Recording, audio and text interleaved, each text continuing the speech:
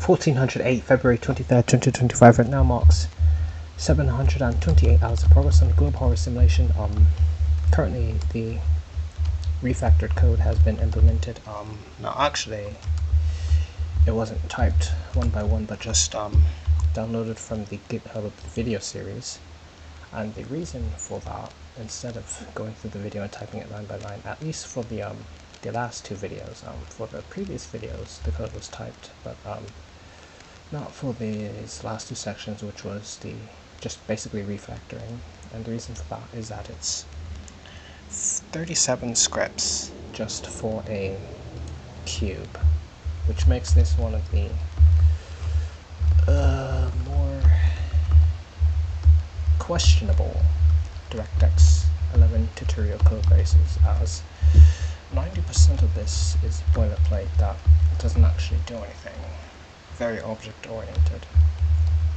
Now, with that said, it feels as though this DirectX 11 codebase is actually more verbose than some of the DirectX 12 renderers, as with DirectX 12 it's around 1,000 to 1,200 lines of code for some geometry.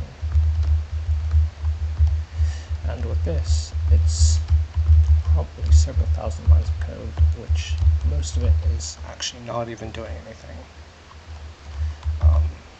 Example of that, maybe just a lot of friend classes, and a lot of interfaces, and this code base has killed off the interest in object-oriented programming so much that it's actually, the intention going forward is to try and see what the code would look like without classes. So C++ without classes, and that is the intention going forward. Though for the immediate future it will be continuing the video series up to the model loading section. So there's texturing, then model loading.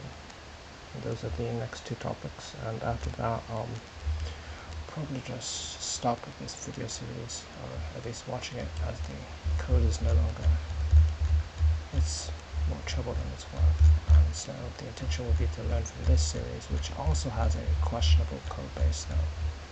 Instead of typing this code one by one, it will actually be modified as it goes in order to make something that isn't a pain to look at.